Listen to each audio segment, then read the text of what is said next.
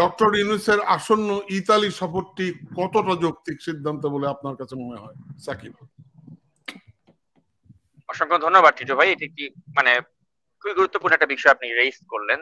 আমাদের আসলে এই বিষয়টা নিয়ে খুব একটা আলোচনা অনলাইনে হয়েছে, আমি এরকম দেখিনি, কিন্তু আমি মনে করি এইসব বিষয়গুলো নিয়ে আসলে আমাদের কথা বলা উচিত। কারণ তিনি এমনই একটি মানে আমন্ত্রণ গ্রহণ করেছেন যেটা তিনি গ্রহণ না করলেও পারতেন। বলা হচ্ছে যে তিনি রওনা দিতে যাচ্ছেন রোমে জাতিসংঘের খাদ্য ও কৃষি সংস্থা FAO এর ৮০তম প্রতিষ্ঠা বার্ষিকী উপলক্ষে আয়োজিত ওয়ার্ল্ড ফুড ফোরামে অংশ নিতে। যদিও তার দপ্তর এটিকে ভুলভাবে WFP ইভেন্ট বলে উল্লেখ করেছে।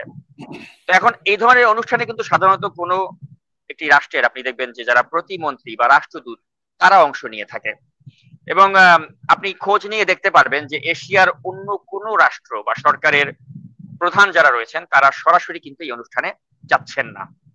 কিন্তু আমরা দেখতে পাচ্ছি যে অধ্যাপক ডক্টর মোহাম্মদ ইউনূস তার কিন্তু একটা অতিরিক্ত অনুরাগ রয়েছে বিদেশে যাওয়ার প্রতি, এবং এই অনুরাগটা তো আপনি গত 1 বছর ধরে দেখলেন যে তিনি কতবার রাষ্ট্রীয় টাকা পয়সার অপচয় করে তিনি বিরাট বহর নিয়ে তিনি বিদেশে যাচ্ছেন, এবং এইসব অপ্রয়োজনীয় যে তার বিদেশ সফর তিনি সেটা করছেন। আর এদিক দিয়ে আপনি দেখবেন যে তার যে প্রেস সচিবের দায়িত্বে যিনি রয়েছেন এই আমাদের শফিকুল আলম ভাই, তিনি আবার এগুলোকে কিন্তু ডিফেন্ড করছেন, এগুলোকে তিনি যৌক্তিক হিসেবে প্রমাণ করার জন্য বলছেন যে এখানে একটা কি নোট স্পিচ বা মূল বক্তা হিসেবে নাকি ডক্টর ইউনূস যাচ্ছেন, এবং তিনি তার সেই বক্তব্য দেওয়ার জন্য সেখানে যাচ্ছেন। কিন্তু আপনি ভালো করেই জানেন যে এই বক্তব্য দেওয়ার জন্য তাকে সশরীরে কিন্তু সেখানে যাওয়ার প্রয়োজন ছিল না। তিনি অনলাইনে ভার্চুয়ালিও কিন্তু তার বক্তব্য দিতে পারতেন, বা তিনি ভিডিও ক্লিপ পাঠিয়ে দিলেও কিন্তু তারা সেটা প্লে করতে পারতো। কিন্তু তিনি দেখতে পাচ্ছেন যে আসলে এখন ক্ষমতায় আছি, সরকারি পয়সায় যদি দেশ বিদেশ ভ্রমণ করতে পারি, খারাপ কি? তিনি তো সমানে ভ্রমণ করে চলেছেন, গত 1টা বছর ধরে কতগুলো দেশ তিনি ঘুরেছেন আপনি দেখেছেন। এখন আপনি দেখতে পাচ্ছেন যে আমাদের দেশ কিন্তু একটা ক্রান্তি লগ্নে রয়েছে, একটা নির্বাচন আগামীতে ফেব্রুয়ারিতে হতে যাচ্ছে কি যাচ্ছে না এটা নিয়ে একটা সংশয় রয়েছে, এবং এই প্রেক্ষাপটে আসলে এই তার যে তিনি যে UNG এর যে জাতিসংঘের যে সাধারণ পরিষদের যে অধিবেশন সেখানে তিনি গেলেন, মাত্র কয়েকদিন আগে তো তিনি ফেরত আসলেন, এবং সেখানেও কিন্তু তিনি এই ইতালির যে প্রধানমন্ত্রী জর্জিয়া মেলোনি তার সাথে কিন্তু তিনি দ্বিপাক্ষিক বৈঠকও করেছেন।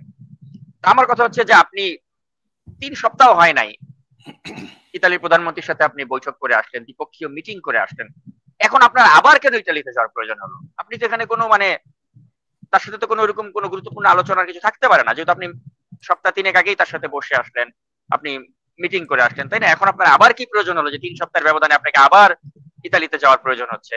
আর আপনার প্রেস সচিব ডিফেন্ড করার জন্য বলতেছে যে এখানে একটা আপনি কি নোট স্পিচ দিবেন, স্পিচটা তো আপনি ভার্চুয়ালিও দিতে পারতেন।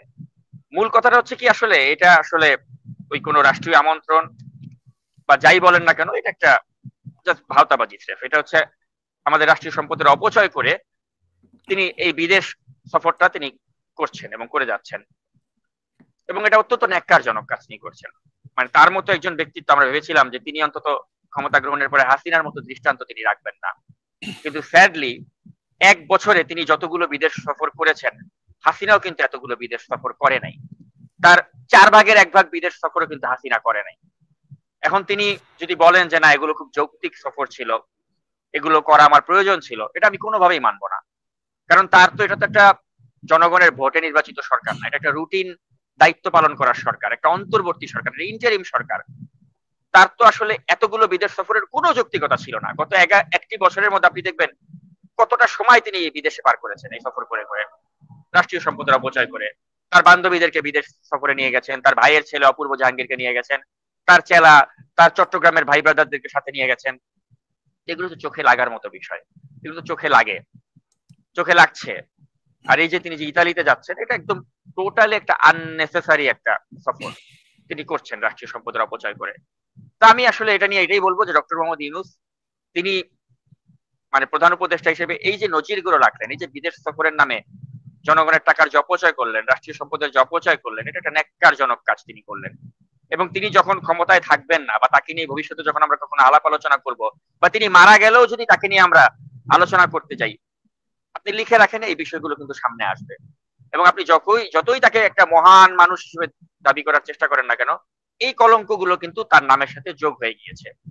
মৃত্যুর পরেও তাকে এই কলঙ্কগুলো নিতে হবে। মানুষ যখন ডক্টর ইউনূসকে নিয়ে তার মরার পরেও যখন আমরা আলোচনা করব, এই বিষয়গুলো আসবে যে এই ব্যক্তি রাষ্ট্রীয় সম্পদের অপচয় করে আননেসেসারি এতগুলো বিদেশ সফর করেছিল যখন তিনি প্রধান উপদেষ্টার দায়িত্বে ছিলেন। এখন আসলে আমার যেটা মনে হয় যে আসলে তার লজ্জা নাই। তার যদি লজ্জা থাকতো, শরম থাকতো, তাহলে তিনি এভাবে রাষ্ট্রীয় সম্পদের অপচয় করে এতগুলো বিদেশ সফর করতেন না। কারণ তিনি জানেন যেগুলো নিয়ে কিন্তু আলাপ আলোচনা হচ্ছে, এগুলো নিয়ে কিন্তু সমালোচনা হচ্ছে, কিন্তু তিনি এগুলোকে বৃদ্ধাঙ্গুলি দেখায় তিনি কিন্তু একের পর এক বিদেশ সফর করেই যাচ্ছেন। তো আমি আসলে মনে করি যে প্রকৃতপক্ষে এই মানুষটা একটা নির্লজ্জ মানুষ। ডক্টর মোহাম্মদ ইউনূস একটা নির্লজ্জ ব্যক্তি।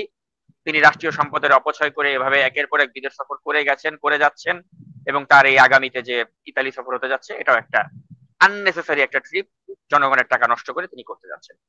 Very sad, very unfortunate. কিন্তু কি করবো, আমাদের জনগণের কপালটাই হয়তো এরকম যে আমাদের একটা হাসিনা চলে যায়, আরেক হাসিনা এসে আমাদের ঘাড়ে সওয়ার হয়। আমাদের জনগণের ভাগ্যটাই খারাপ, আসলে কি বলবো।